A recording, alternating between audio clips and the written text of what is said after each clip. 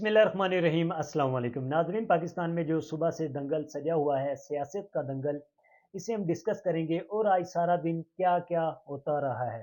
गुजरात के चौधरियों की बदमाशी खुलकर पूरी दुनिया के सामने आ चुकी है और अवाम अवाम ने इसका भरपूर जवाब दिया है। मुंह तोड़ जवाब मिलने के बाद अब चौधरी खानदान की इज्जत खाक में मिल चुकी है। ये साइड चौधरी खानदान की भी इस वक्त दो साइडें हैं। एक साइड चौधरी परवेज इलाही की है, दूसरी साइड चौधरी शुजात की है। तो चौधरी शुजात इस वक्त पूरी दुनिया में पहले भी नंगे हो चुके थे, लेकिन अब इस वक्त भी वो नंगे हो चुके हैं। अब आज जो उन्होंने किया है उसे डिस्कस करेंगे।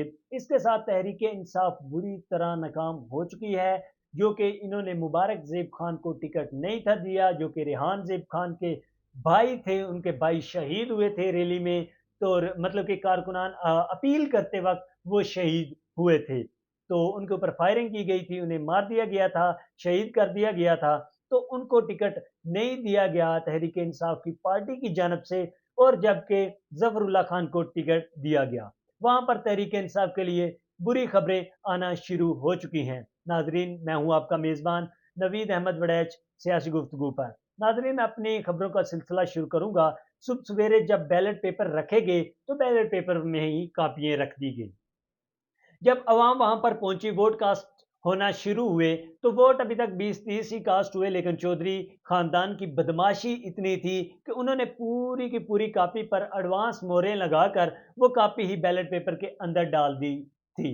अवाम ने जब वो पूरी की पूरी कापियां अंदर से निकाली, देखी, वीडियोस बनाई और सोशल मीडिया पर वायरल कर दी, तो चौधरी खानदान की इज्जत नीलाम हो चुकी थी, जो कि पहले भी नीलाम हुई हुई थी। तो चौधरी खानदान अपनी शर्मिंदगी के जोहर अब लेकर जाकर बैठेगा इक़्तिदार उज़्मा के कुर्सियों में, जाकर असम्बली में हायर होना चाहता है, असम्बली में जाकर बैठना चाहता है। अपने इस नंगे करतूत के साथ, अपने इस नंगे जिस्म के साथ, जिसके ऊपर पूरी दुनिया ने थू थू की है, ऐसे जिस्म को लेकर चौधरी शुजात का खानदान जाकर इक़्तिदार उज़्मा में बैठना चाहता है। तो ऐसा करने से अवाम ने उसका भरपूर जवाब दिया, बल्कि पोलिंग स्टेशन को रोक दिया गया कुछ टाइम के लिए।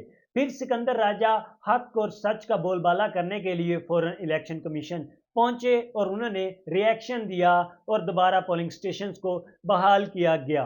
तो तहरीक इंसाफ की जीत तो मुमकिन क्या है, मुमकिन नहीं बल्कि पक्की है गुजरात में। लेकिन जब ऐसी घनौनी हरकतें वहां पर खेली गई, तो ये वाजे कि इसके पीछे जो बेसिक रीजंस हो सकती हैं, वो रीजंस कुछ यूं हैं कि अब ये धांधली का ड्रामा करके तहरीक इंसाफ को जीत देकर ये वाजे करना चाहते हैं कि इलेक्शन कमीशन भी हक व सच के साथ है, और जबकि वो धांधली के हक में नहीं है और ना ही धांधली करने दी गई है। तो इलेक्शन कमीशन ने इसके ऊपर भी एक अच्छा इंप्रेशन दिखाया और अवाम के साथ काफ़ी ज्यादती की गई, मतलब के गुजरात में। लेकिन अब ये ज्यादती के जोहर क्या रात को सामने आते हैं, वो मैं आपके साथ मजीद डिस्कस करता रहूंगा।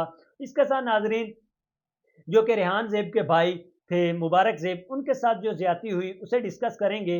वो ज्यादती कुछ यूं थी कि मुबारक जेब को टिकट नहीं था दिया गया तहरीक इंसाफ के अपनी पार्टी की नाअहली की वजह से।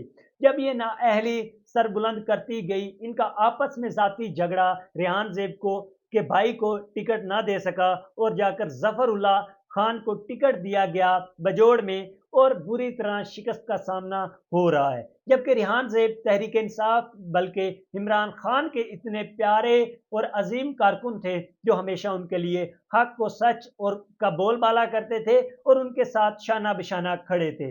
जब पार्टी ने उनको टिकट नहीं दिया और अपोजिट, मतलब कि पार्टी ने टिकट दिया जफरुल्लाह खान को और अपोजिशन में जाकर बिठा दिया रेहान ज़ेब के भाई मुबारक ज़ेब को।